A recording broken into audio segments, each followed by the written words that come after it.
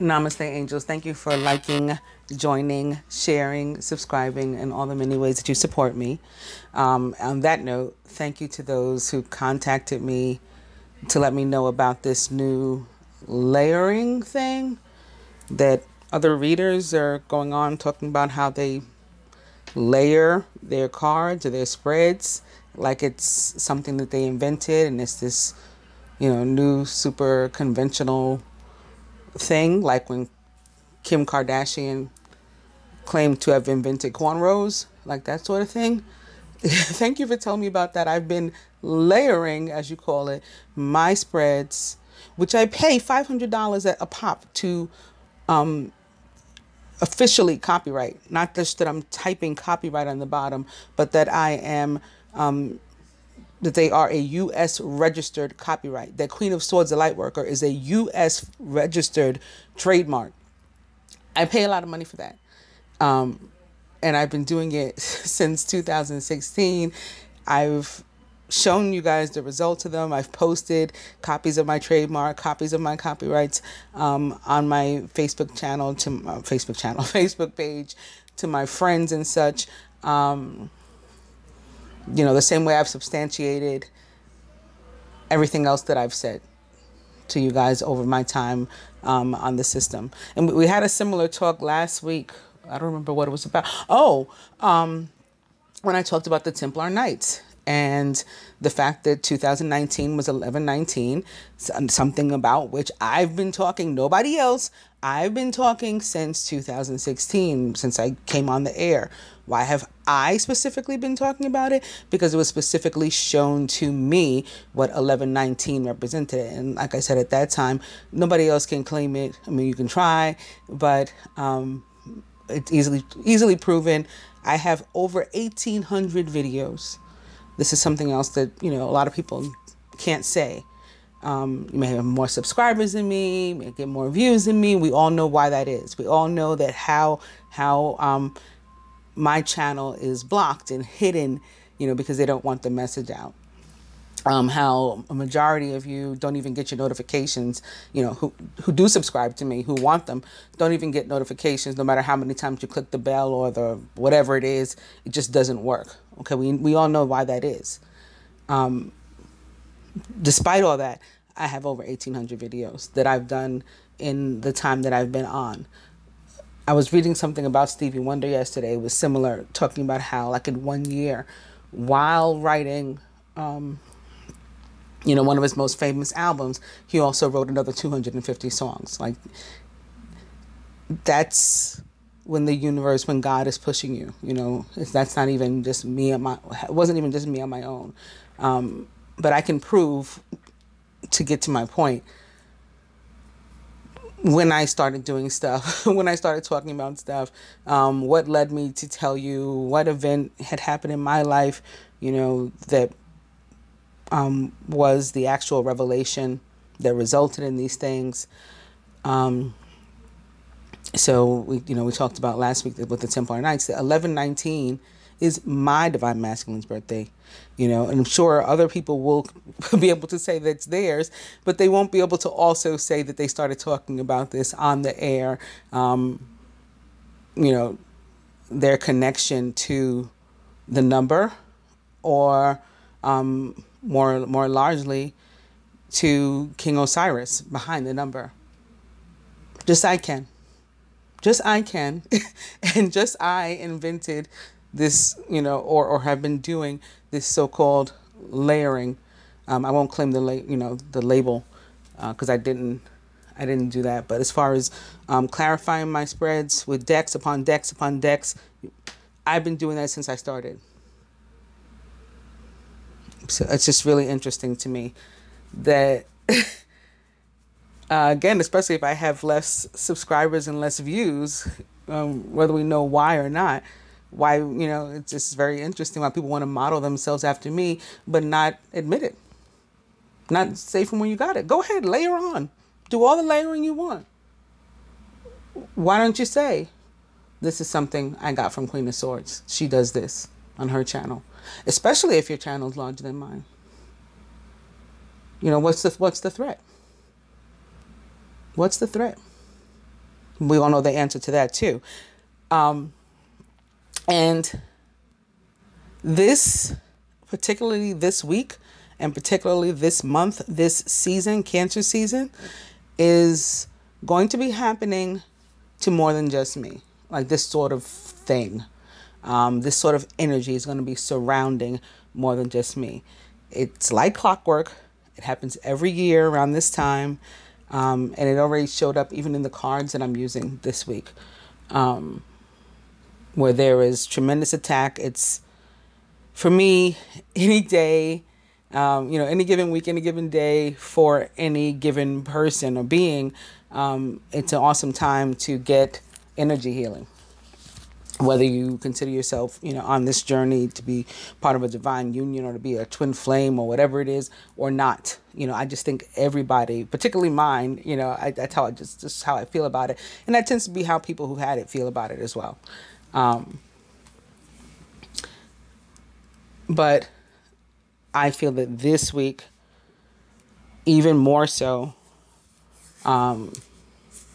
especially if you've been feeling that you needed any kind of energy healing or anything, is a really great time. More so than just being as good a time as any. A really opportune and optimal time to do it. And that is because of,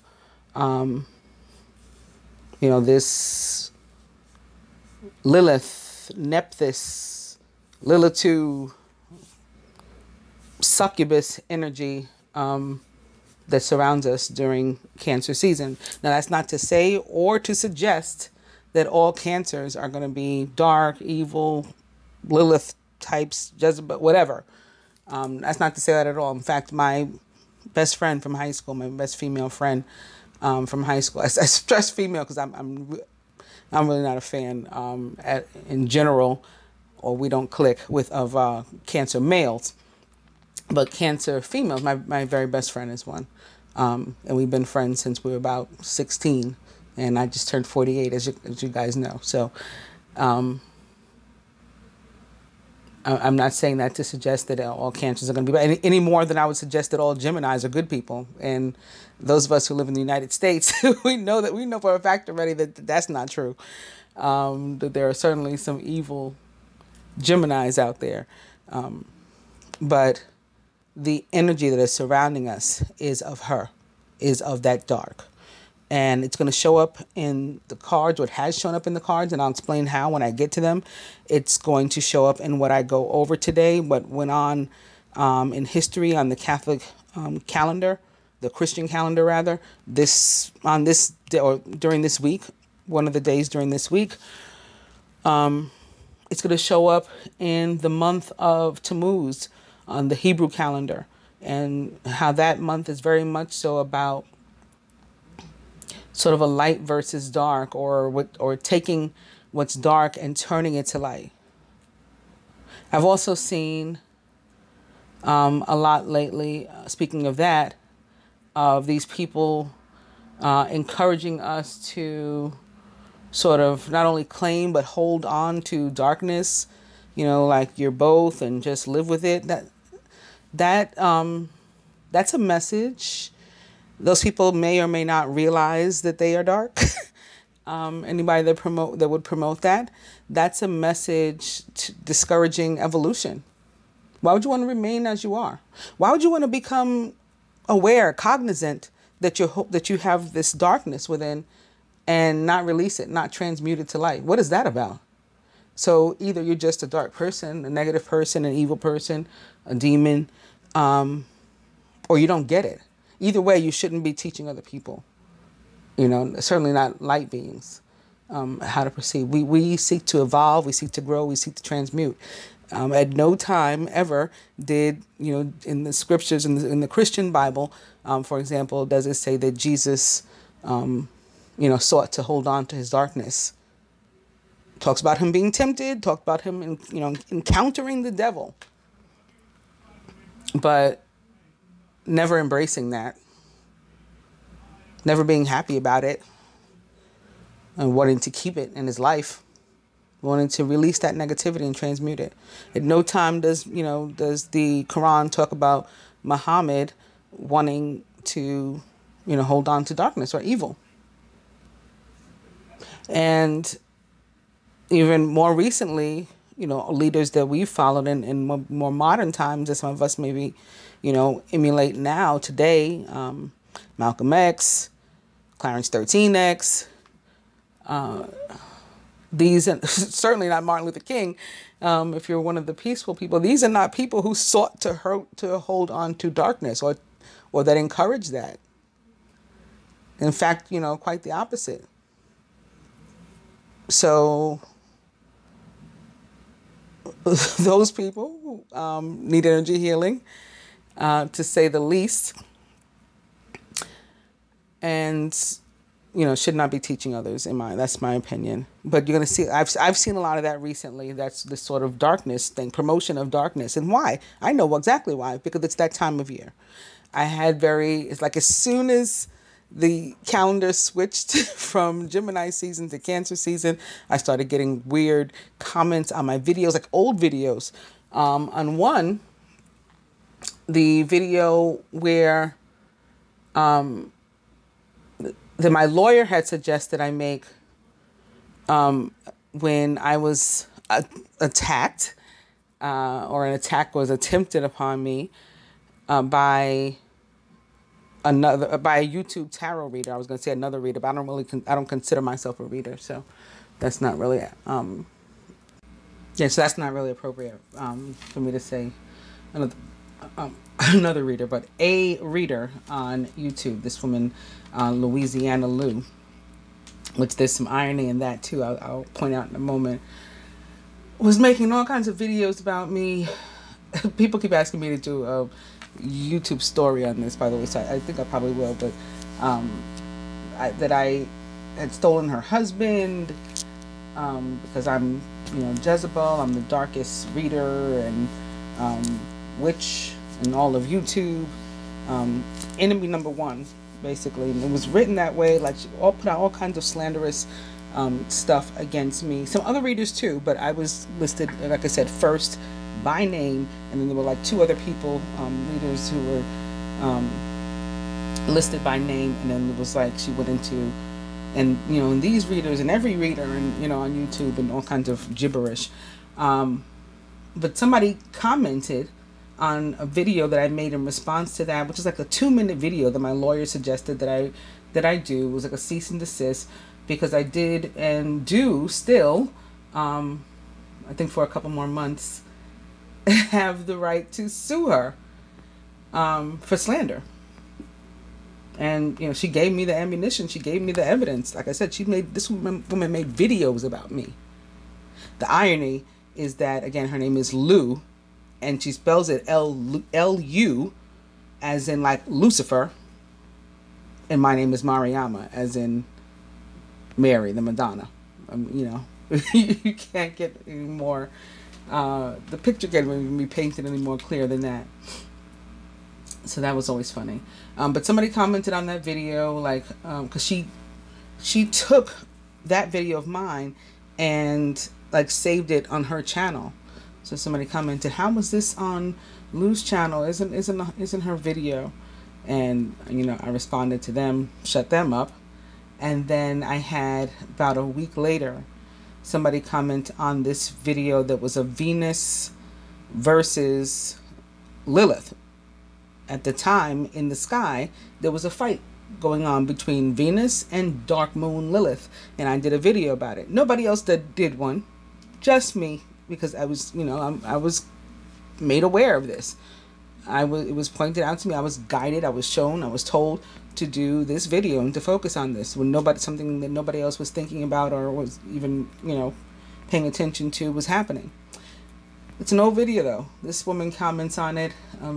Basically she called me all kinds of evil this and dark that,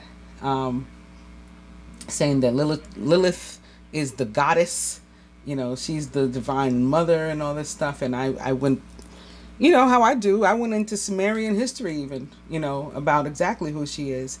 And I said, always study first before you try to come for somebody like me. And then that went away. That was shut down. But stuff is going to be popping up. because it just does this time of year every year. And again, like I said, I'll go into more of how and why and how it's happened in history prior to us in a moment when we talk about these things that are going on this week. So what are those things? We'll start with the Christian calendar. That might be the only item that I go over. Oh, no, there's two. Oh, there's two. And one is one of my favorites. Okay, so this is on Sunday, June 30th, the last day of June, and the first day for which this reading is the feast day of the first martyrs of the Church of Rome. So the first people who died for it that are recorded in history. It's also Pride Day, the day of the Pride Parade here in New York, World Pride. So, happy Pride to anybody who is celebrating that. To all the LGBTQIA plus and the allies. Happy Pride. Let's get into first martyrs of the church. For that, I went to franciscanmedia.org. The first martyrs of the Church of Rome's story. There were Christians in Rome within a dozen or so years after the death of Jesus, though they were not the converts of the apostles of the Gentiles that are talked about in Romans 15:20. Paul had not yet visited them at the time that he wrote his great letter, which was somewhere between 57 and 58, which is 1304 or 1111 AD. There was a large Jewish population in Rome, probably as a result of controversy between Jews and Jewish Christians. They're calling them Jewish Christians. Okay, because, again, Christianity was not at all as we know it today. The Emperor Claudius expelled all Jews from Rome in 49, which is another 1304, 1111, through 50 AD. Suetonius, the historian, says that the expulsion was due to disturbances in the city, quote, caused by the certain Charitus, or end quote, which is, and then in parentheses, they have Christ. So that's what they were calling him. Perhaps many, and they're calling him a certain Charitus, I guess a certain Christ, as in to say like a particular anointed person, because Christ, or to be Christed, just means to be anointed. It was not his name. His name was Jesus of Nazareth, or not even that really, because the letter J didn't exist, but that's a whole other story. But, like that's the name. And then Christ is just pointing out, it's like an adjective, pointing out the fact that he was anointed. Back to this though. Perhaps many came back after Claudius's death in 54 AD. Which of course equals 9. Maybe that was his ending. 9's about endings. Numbers matter. Paul's letter was addressed to a church with members from Jewish and Gentile backgrounds. In July, see, this is the time of year that this happens, this Cancer season. Just like we have things that go on of this nature also in December. You see a lot of it. November is always awesome. Right, we get all, or it's largely awesome. We have all these positive days. Everybody's excited about all the 11s and all the wonderful things that happen. And then we get to December, and there's a lot of negative stuff that went on in December. That's Capricorn season, as in the devil. And this is his axis. This is his opposing axis, Cancer. So anyway, in July of the year 64 AD. More than half of Rome was destroyed by fire. Rumor blamed the tragedy on Nero, who I think may be not only attached historically in this lifetime, if we were to trace it back, but maybe is in relation to past lives too, to that one of those negative Geminis that I was talking about a moment ago. But in any case, Nero, he wanted to enlarge his palace. That's on what he was focused. He shifted the blame by accusing the Christians. According to the historian Tacitus, Tacitus, many Christians were put to death because of their, quote, hatred of the human race, end quote. Peter and Paul were probably among the victims. So last week I talked about their feast day. Threatened by an army revolt and condemned to death by the Senate, Nero committed suicide in the year 68 AD at the age of 31. Now 31 is a number that is a 13 transposed that I see pop up in connection to negative people, to evil people. Whereas I see the 33 show up in connection to positivity, to good people, often that have passed, but you know, some of which have not, but connected to the light. 33 and 31, the dark. That's just an observation that I've made, a theory. It's a theory at this point. I haven't necessarily proven that yet, even to myself, but it's just something I've been observing. Wherever the good news of Jesus was preached, it met the same opposition as Jesus did. And many of those who began to follow him shared his suffering and even death. But no human force could stop the power of the Spirit unleashed upon the world, and it still hasn't. The blood of martyrs has always been and will always be the seed of Christians, or I would say, you know, the light.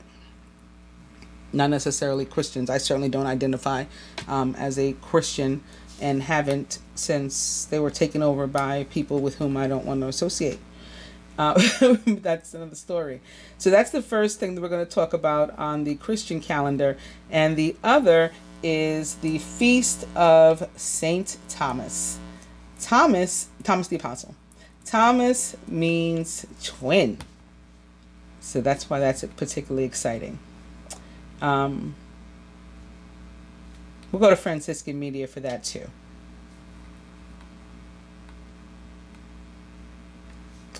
St. Thomas the Apostle, his feast day is on July 3rd.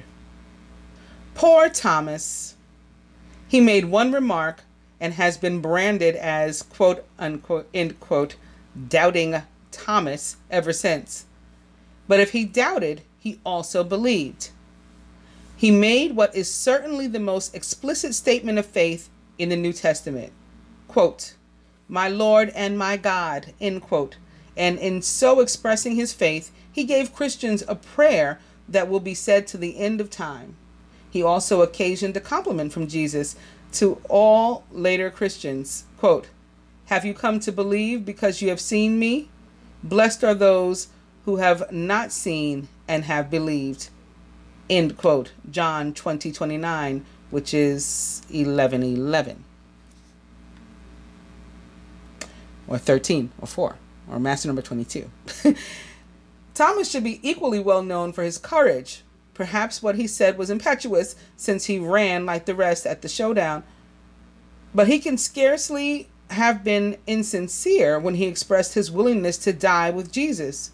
The occasion was when Jesus proposed to go with Bethany after Lazarus had died. Since Bethany was near Jerusalem, this meant walking into the very midst of his enemies and to almost certain death.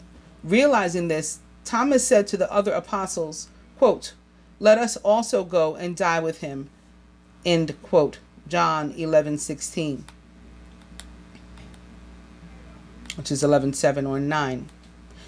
Thomas shares the lot of Peter the impetuous, James and John, the quote, end quote, sons of thunder, Philip in his foolish request to see the Father. Indeed, all the apostles in their weakness and lack of understanding. We must not exaggerate these facts. However, for Christ did not pick worthless men, but their human weakness, again, points up the fact that holiness is a gift from God, not a human creation. It is given to ordinary men and women with weaknesses. It is God who gradually transforms the weaknesses into the image of Christ, the courageous, trusting, and loving one. And that's what I was trying to say, which I may not have, about people of the light in relation to darkness. Yes, we have it, but we also seek to evolve. And again, we never, I never, at least, heard of any of these people trying to hold on to darkness. In fact, what I did see was something like this, wanting to point out that they are in, still, at least in part, human. So Clarence 13 next, for example, didn't want to follow all the rules of the Nation of Islam, or maybe of Islam in general. So he sort of established a new premise from which to believe in Allah, and to be a follower of some of the basis of that of Islam, of that religion. He wanted to, maintain some of his humanness, even down to the way that he dressed. Why do we have to dress like this? I want to be comfortable. I'm still a person. We see a lot of that in Malcolm, where, he broke away from some of the rules and some of the practices, especially after going to Mecca.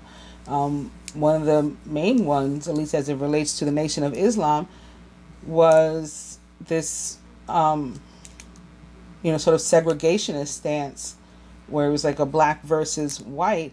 That was one of the things he decided that he had been wrong about and wanted to let go of after his pilgrimage to Mecca after the Hajj, where he met fair-skinned, even, or white-skinned even, Muslim brothers and sisters, and befriended them, and saw how they practiced and how they didn't even acknowledge, a difference between them. They were all just under Allah. So he changed that about himself, wanting to remain,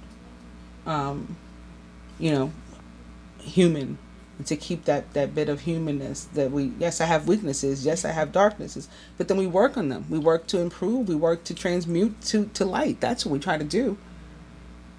We don't try to pretend that, it's good to hold on to this stuff. And again, Jesus didn't either. And we just talked about that. They just pointed that out for me in here. Moving on to the Hebrew calendar, I think I'll do next. The 4th of the month. Now we also started a new Islamic month to speak of Islam. But in Islam, there's really only 3 months that are considered particularly holy and special. So that's why I don't talk about the changing Muslim months the way I do about the changing Hebrew ones. Just, so everybody understands. It's not a preference to talk about Judaism over Islam. It's just things are recognized differently in the two religions. So on the Hebrew calendar, on the 4th, with the coming of the new moon, which is the same way a month is counted in Islamic tradition, comes the new month. So I think the new moon is the 2nd of this month, Tuesday the 2nd. And then the 4th, which in the United States is the 4th of July, a celebration of the United States of America's independence. It will also be the first day of this month of Tammuz. So to talk about the month of Tammuz and more about lightness versus darkness and how to navigate that, I'm going to go to Shabbat.org and read this thing an article called 2 Kinds of Good, written by a woman named Sarah Schneider. I have not read it without you. I'm reading it for the first time right now with you guys too. But I just know what the month of Tammuz is about. That it is about this period of transmutation. So that's what I believe the story is going to be about too. But we'll find out together. 2 Kinds of Good, Lessons for the Month of Tammuz by Sarah Schneider. Every month comes with a bounty of lights, blessings, and challenges that are its particular gift to the year. So we're starting off talking about what I've been talking about. Light or good versus challenges or, darkness, negativity, evil even perhaps. This 4th month of Tammuz is filled with paradox, in part because of the infamous distinction as the beginning of our fall from grace. The Torah starts its counting of the months with Nisan and Passover. For that was our birthday as a people. Right? Remember, God told Moses to consider Nisan the head of months, as in like the first month of the year. And so the year begins with a surge of exhilaration. We escaped 210 years of slavery. That's a 3, like the universal energy of 3, which is what we're recognizing right now too. 2019 or 1119 equals 3. But also with this 210 years of slavery, there was also witness the most mighty and corrupt nation in the world reduced to ruin by the God of Israel. Then 50 days later, we experienced the most powerful revelation of light and truth that has ever transpired on the planet. And yet, despite all these eyewitnesses and encounters with God, we still lost our grip on faith and sinned with the golden calf. This was a transgression of horrendous proportions which set in motion downward spiral that culminates next month with Tisha B'Av, the day of inconsolable mourning for our shattered temple and broken lives. Told you.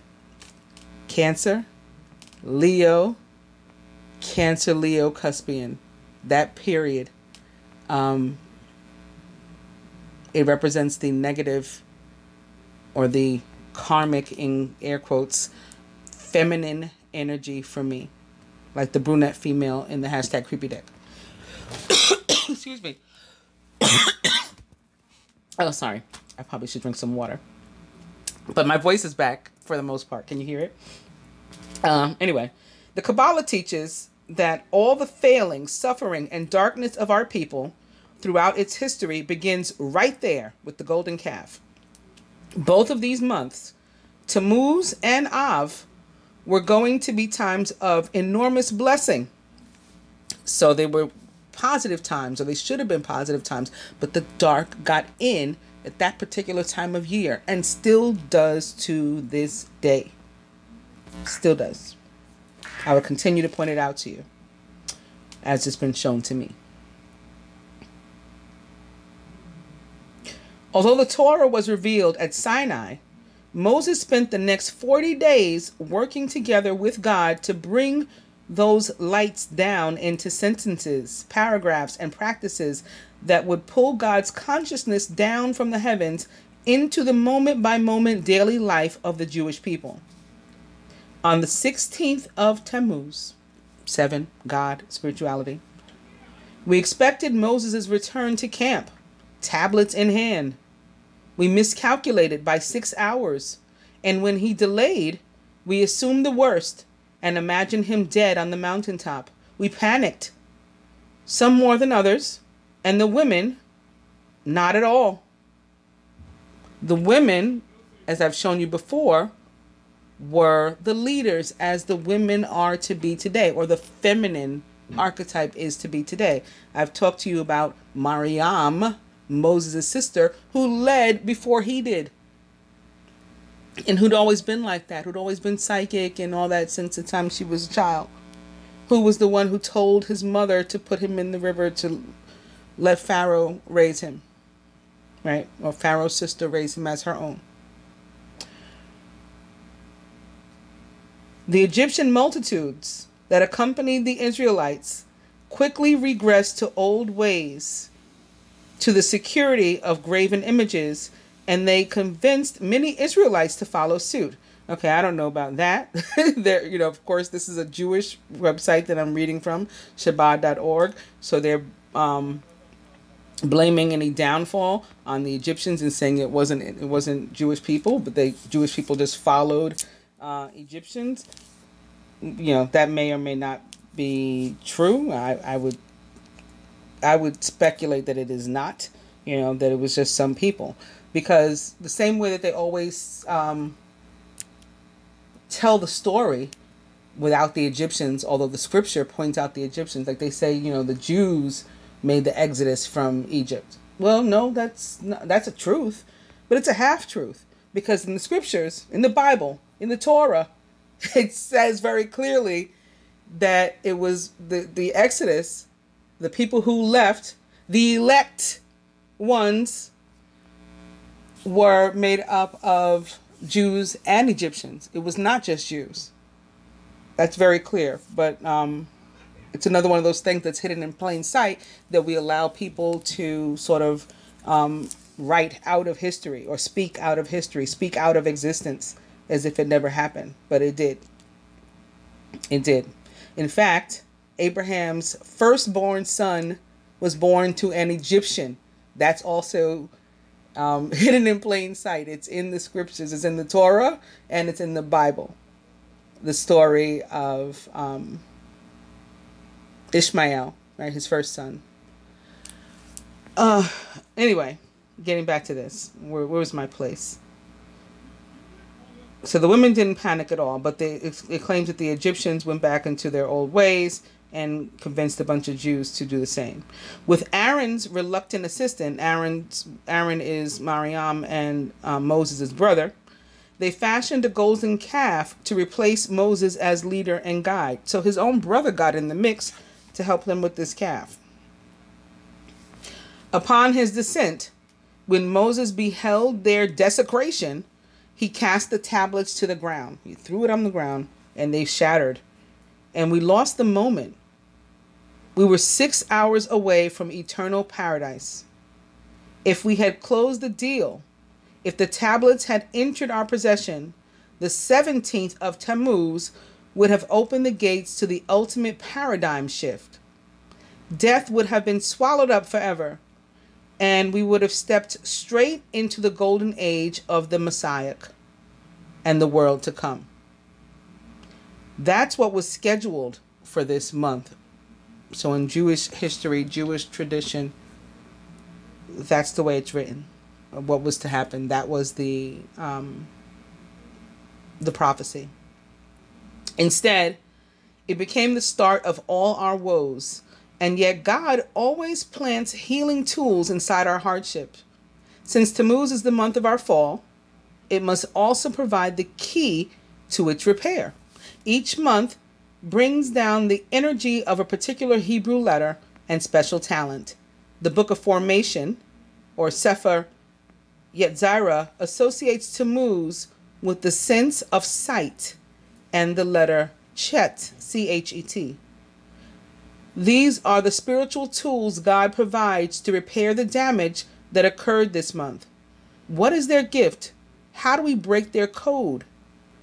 Always the place is to start with their first mention in the Torah, which is Book 55a, according to this. Where does the letter Chet first appear? And what is the first mention of sight? In fact, both appear within the first 4 verses of Genesis 1, 2 through 4. And the earth was chaos and void, and darkness, Koshek, which begins with the letter Chet, was upon the face of the deep. God said, "Let there be light," and there was light. God saw the light, that it was good. Yet a paradox is evident. Seeing is something that generally requires light. It is no coincidence that its first mention in the Torah is in relation to seeing light. God saw the light and it was good. In contrast, the first appearance of the letter Chet is in the word darkness. And since everything follows after its first appearance, the essence of the letter Chet must associate with darkness. The Sefer Yetzirah presents us with a riddle and a challenge. The rectification for this month requires that we learn to see in the dark. Let's try to understand what that means based on a teaching by Rabbi Yitzhak Ginsburg concerning the prayer recited before the morning Shema called Yotzer Or. In that prayer, we thank God for the luminaries that shower warmth, gladness, healing, and light upon creation. What are the luminaries? The lighted beings, the elect ones. the illumined. One sentence appears both in the first paragraph of this prayer and again in the last, but with a slight change in its wording. It reads at first as follows: in his goodness, he renews in each instant constantly the work of creation. This verse teaches that in each instant of time, creation reverts to chaos and is born anew, ex nihilo, by God's reaffirmation will for its existence. In each moment, we are dissolved and reconstituted faster than the blink of an eye. Like a movie appears continuous, even though there's space between each frame, so does our existence appear continuous, even though it dissolves and reconstitutes within each second. And yet, our reconstituted universe is not identical to the one that dissolved. Something has changed. Progress has occurred. Yes, amen. That's what I was talking about, the evolution. We must promote evolution. We cannot discourage evolution and progress and growth. That is demonic. That is evil. That is dark to do that, whether you mean so or not. Progress has occurred. In general, Kabbalah explains that more of God's surrounding light has entered the world. The new universe, the reconstituted one, is slightly more expanded than its predecessor, which means it can hold more light. The new universe is always one step more enlightened, literally. This fact of progress is also hinted to us by the subtle shift in wording of that verse when it appears again at the end of the prayer. There it reads, he renews in his goodness at each instant, constantly the work of creation. Rabbi Ginsburg explains the subtle reordering of words. At first, the good precedes the renewal and stands, as it were, outside the progress. In the second verse, it has slipped inside the bounds of creation and has now become an actual part of the world. The difference between the first verse and the second is that the world has stretched so that some increment of good that before couldn't fit within our world has now found the space to slip inside. And so we have two yardsticks for measuring the progress of creation.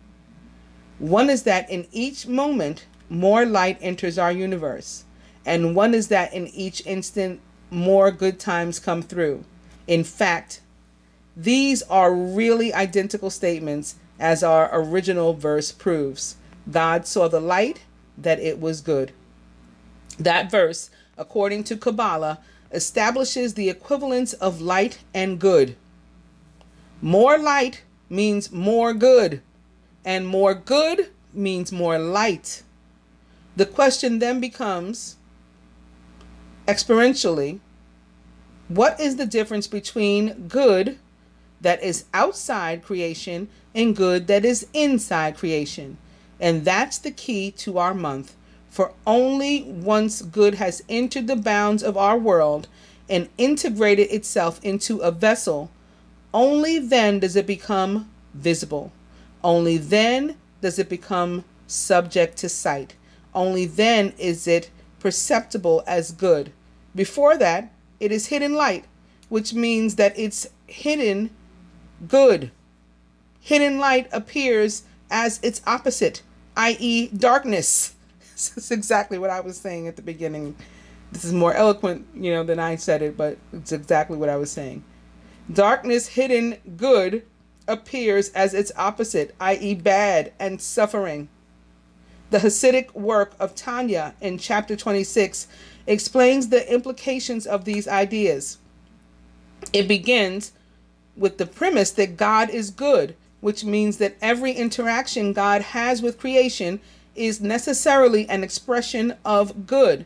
And so, there are two categories of good. Revealed good, which is what we pray for and say Mazel Tov about and wish upon our children, and concealed good or suffering, which we try to avoid, say God forbid. If it comes anyway, we say blessed is the true judge, is the true that God is pure. It is true that God is pure. Simple oneness. Yet, when divinity interacts with creation, he manifests a hierarchy of attributes from above to below, from the inner, higher, essential, and concealed realms to the outer, lower, superficial, and revealed realms. Exactly. And it's for us to decide in which we wish to live, and in which manner, which path we wish to follow. We can be all about the 3D and therefore try to make up things like layered spreads and take the credit for them when they it really belongs to somebody else, because we're more concerned with the 3D than we are with the higher realms and our souls. Or we can be honest about it, be lighted about it, shed some light on the subject, and teach others how they really came about and from where we really got them, and help them to find other beings perhaps who are like them, and for us to all unite in this oneness that they mention in this same chapter. It's a choice that we all have to make.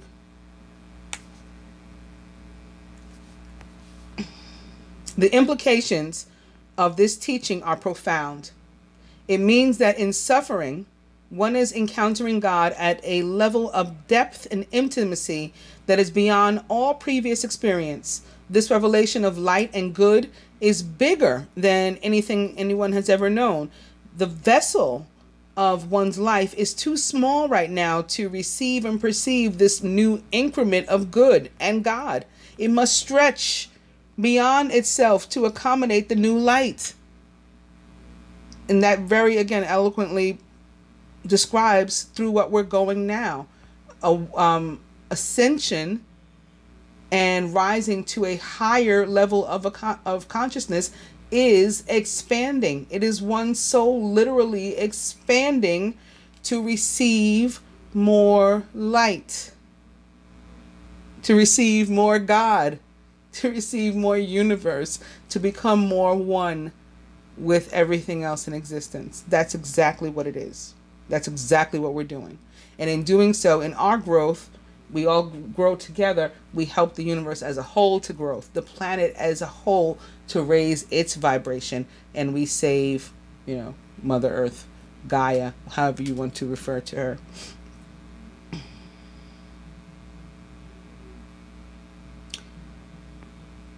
So it must stretch beyond itself to accommodate the new light, which is forcing its way in. The process is painful. Yes, to be on this journey, to be a real divine being, a true elect one, a true illumined one, a genuine twin flame, it is painful. It is not this, wonderful fairy tale thing that everyone should be trying to jump on a bandwagon for. The dilation hurts. One sees only darkness, but in retrospect, when the work is done and the growth is integrated, they're talking about the inner work here. The event takes on a different meaning. It gets reframed. And from this new and slightly expanded perspective, it is even perceived as a blessing in disguise. Like when I talk about the tower, and I say, I know that many readers, and perhaps even traditional practice, is to say that the tower is horrible, that it is the worst thing in the world. It is not. The tower can even be good from the onset, from my perspective, and the way that I read it, and the way that I teach it. You can be towered by phenomenal news. You can be towered by a tremendous revelation to which you are. And when you become enlightened, doesn't that knock you off your feet? That's the tower too. And even when, from the onset, it's something that's more devastating to us in a negative way, what's born of it, or when what is born of it is born, and we have this newness that's revealed. Isn't that good? So ultimately, the tower is always good. It's all a matter of perspective. You can keep speaking negativity over your life, and the tower's bad, and the tower's bad, and I'm bad, and it showed up, and I should be scared, and I should hold on to evil. I should hold on to darkness. I should hold on to ego, because, you know, I'm getting this prophetic reading, and it's telling me what's going to come next week, and what's going to come next week is something that's going to be scary, and something that I should fear and walk around, you know, paranoid about. You can do that, or you can say, the tower, this is good, and go about your business. All right, it's about reframing, like she just said. It gets reframed from this slightly expanded perspective, this new perspective.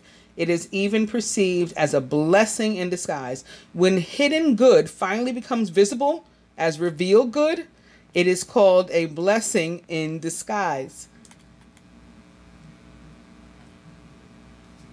And that goes for things, you know, for like breakup and stuff. At the time that it's happening, it can be devastating. It can break our hearts. And then later we can look back and say, you know, in hindsight, thank God I'm out of that toxic relationship. Right? I'm sure we've all been there. So that's a good example of it.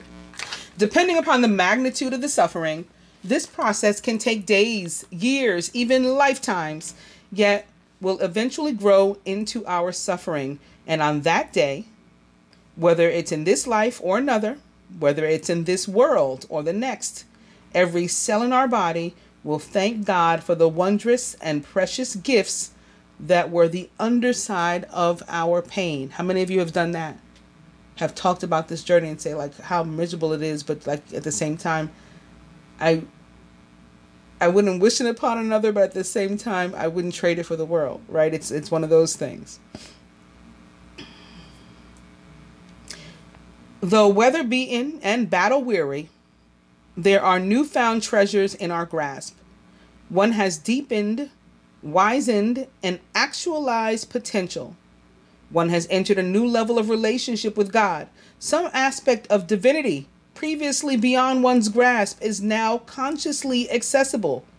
Concealed good, i.e. suffering and its pangs of growth, has become revealed good, i.e. the peace and quiet joy that accompanies actualized potential and expanded relationships with God. The pain slowly eases, while the treasure of light remains as a permanent resource in one's life and in one's soul. This is how we learn to see in the dark. Through our stumbling and our suffering, God trains us to see the good that hides in the ordeals and dark pits of our life. He sensitizes our palate, or perhaps I should say retina, to even minute concentrations of hidden good. It is easy to see God in the dramatic fire of Sinai, but it is a whole other level of maturity to see God in the darkness. It is possible that the sin of the golden calf was heavenly set up for exactly this purpose. She's saying the dark may have set them up. The dark comes through at these periods when we're on the brink of something wonderful to fuck it up for everybody. And many of us have felt that we're on the brink of something wonderful, right? So it's time. They're right on time.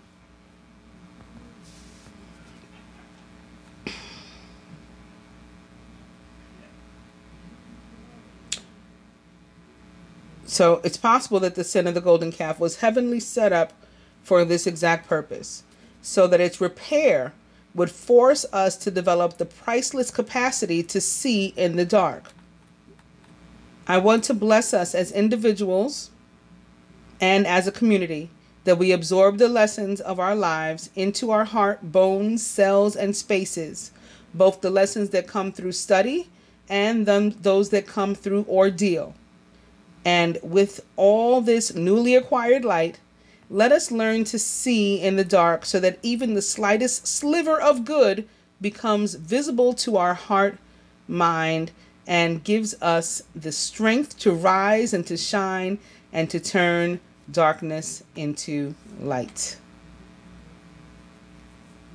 So that's the Hebrew calendar, which brings us now to the planetary calendar. We did the Christian one first. did the Hebrew. I'm not doing Islam again until the Hajj, which is in August.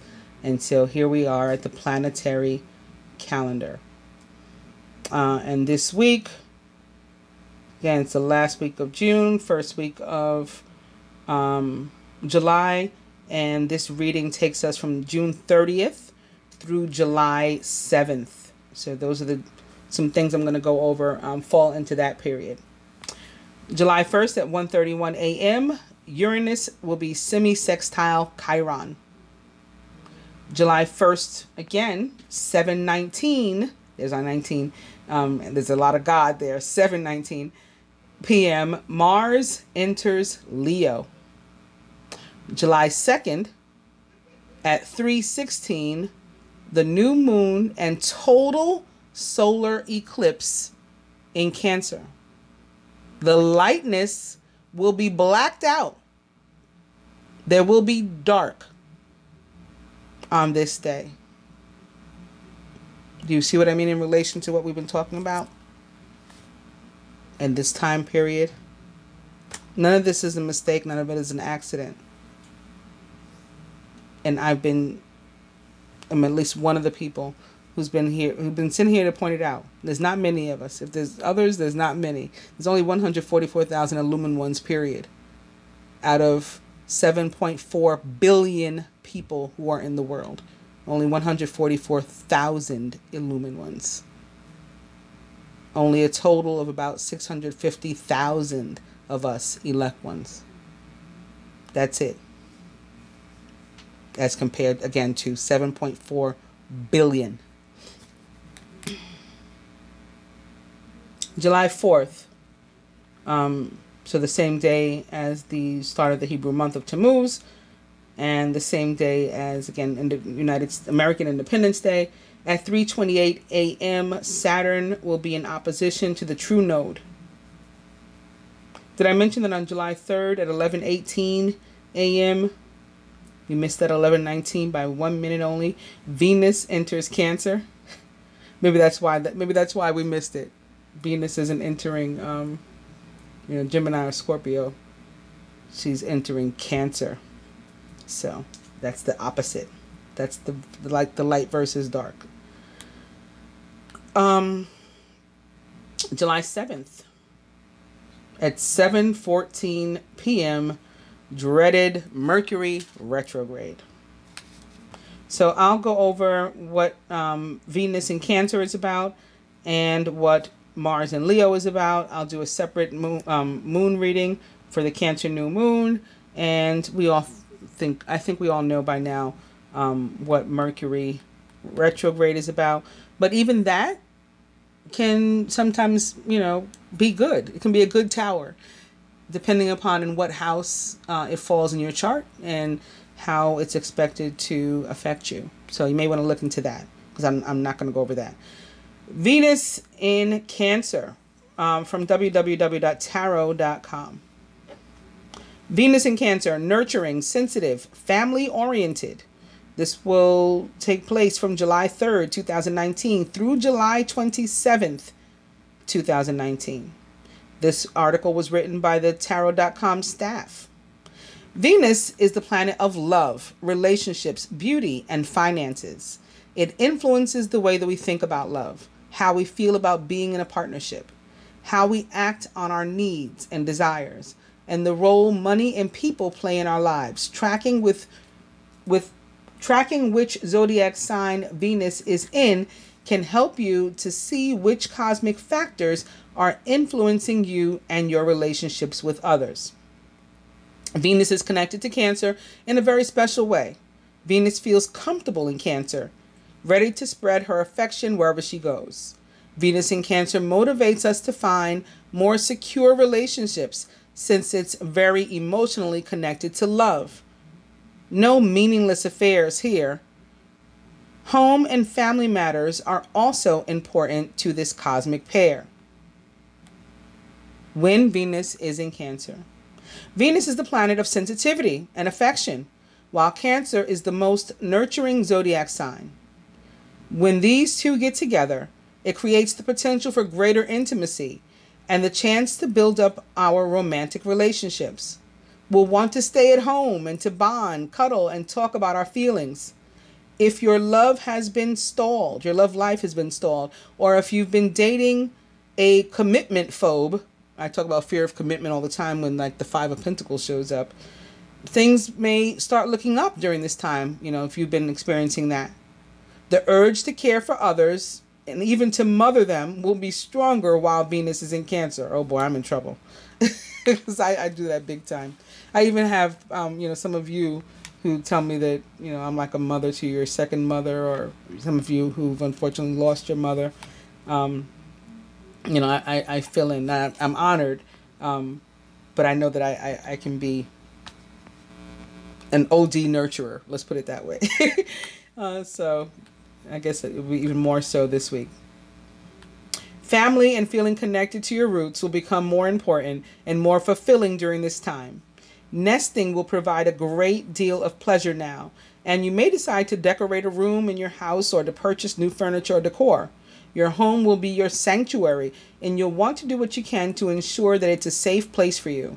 If you're in the market to buy or sell, Venus, the planet of money, in Cancer, which is related to real estate, may be a good time to act. However, I would throw in, not when Mercury's in retrograde, it ain't. But that's another story. Don't be surprised if you feel a bit moody and emotionally delicate when Venus is in Cancer, especially when it comes to your friendships and romantic relationships. This transit can leave us feeling more sensitive than usual, opening us up to the possibility of being wounded emotionally. Cancer's self-protective nature is to withdraw and to hide when this happens. So be mindful of that possibility. The upside of this this level of vulnerability, is that your heart will be wide open, allowing you to attract and to give love more easily. Goes on to talk about if you were born with Venus in Cancer. So if you want to read about that, again, I'm on www.tarot.com/astrology/planet/Venus-in-Cancer. Some traits, Venus in Cancer traits: maternal, sensitive, loving, intuitive, sentimental, affectionate, dependable, protective, and cautious. And lastly, Mars in Leo, also from tarot.com. Mars in Leo will be in effect from July 1st, 2019, through August 17th, 2019, 8/8. Around the same time, again, as the Hajj, as the Jewish New Year, Rosh Hashanah, as the ending of Jupiter retrograde. What else is going on at that period? I'm sure there's other stuff. Solar eclipse again. Anyway, the heat turns up. Oh, the Lion's Gate. That's another one. The heat turns up when Mars enters fun and fiery Leo. Mars is the planet of motivation and action, and while he moves through this sign of expression and enjoyment, our personalities surge and we seek pleasure in all that we do. Leo is a take charge sign which follows its heart and takes an active role in everything. We aren't willing to sit and watch the world go by while Mars is in Leo. We want to play a role, be active, and express our feelings in the most colorful ways. When Mars is in Leo, Leo the lion knows that life without enjoyment is no life at all. All work and no play makes us all dull. So when Mars moves through this fun-loving sign, we're encouraged to not just recognize the positive moments, but to actually make time for more happiness, excitement, and play. Mars in Leo is also a time to follow your heart. Leo rules the heart, and this enthusiastic passion is rewarded during this transit. Adopting the lion's confidence and courage helps us to pursue whatever it is that sets our souls on fire. Outside of Mars and Leo, there are few chances to reach this level of creativity and eagerness in our lives, which is why we must relish this opportunity. So if this is a time of heightened creativity, again, landing in 2019 or 1119, which is a 3 universal year, 3s are about creativity. 3s are about abundance. 3s are about co-creation and coming up with creative ways to bring about abundance in your own life. Threes are about nurturing, like this Venus in Cancer also. Threes are about mother. So it's like all this stuff culminating at one time too. In addition to what I talked about with the light versus dark, we have this going on. And that's why I talk about these things before my general readings. That's why I like us to know what is happening. Not from a perspective of an astrologer, which is somebody who basically studies the zodiacs, and it's not a psychic ability to do astrology. And that's not a knock against an astrologist. It's just a statement of fact. That's not a psychic ability. That's something that can be learned, from a book. So not from that perspective, but from the perspective of a divine being on this journey. I like to go over these things to say, how will they relate to us? How will we relate to this period? How will we be affected? Because I've found, and some of you I know have also found and agree with me, that traditional astrology often doesn't even apply to us. Like what's supposed to happen, what's expected on a given day doesn't even apply to us as divine beings. We're dealing through something totally different. So that's why I like to talk about this stuff. In any case, moving on, back to it. It goes on to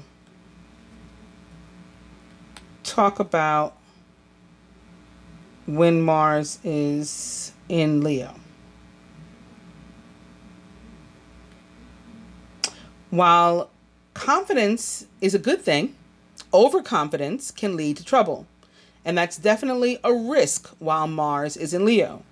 We think we deserve the rewards without doing the work, and deserve unwavering respect whether we give it or not. Yeah, that's a super Leo trait.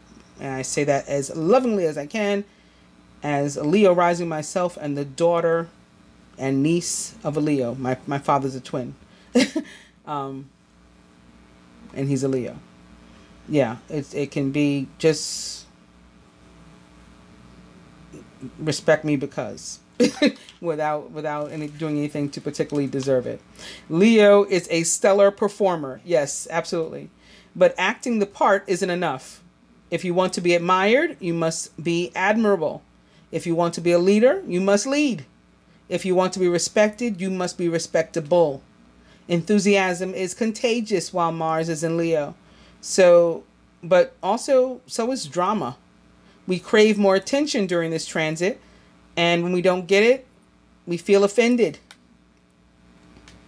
Because Leo is the sign of expression, we won't sit idly by. We need to roar to show how we feel, which could lead to one or two explosive situations. The best lesson to learn while Mars moves through Leo is that the ego can be both a beautiful and disastrous thing. We feel proud when our egos are fed, but offended when they're hurt or ignored. This transit offers you a chance to reflect on what ego means to you and to balance the role that it plays in your life. It goes on to talk about what it means if you were born with Mars in Leo in your chart, and to describe some traits, which are enthusiastic, dramatic, expressive, fun-loving, brave, passionate, creative, energetic, and colorful. I will point out that Mercury is also in Leo during this period and will be when it goes retrograde. Yes, while Mars is in Leo, Mercury will be retrograde in Leo. And then it'll move into Cancer during part of its retrograde, and then back into Leo before it goes direct. Thankfully, Mercury retrogrades only last about 3 weeks, 3 to 4 weeks long. So hopefully it won't be so bad. All right. On that note, I'm not even sure how long this has been, so I'm going to stop it. And I'll come back and do the cards as I've been doing the past couple weeks. These things are getting longer and longer. I'll be back, guys. Namaste.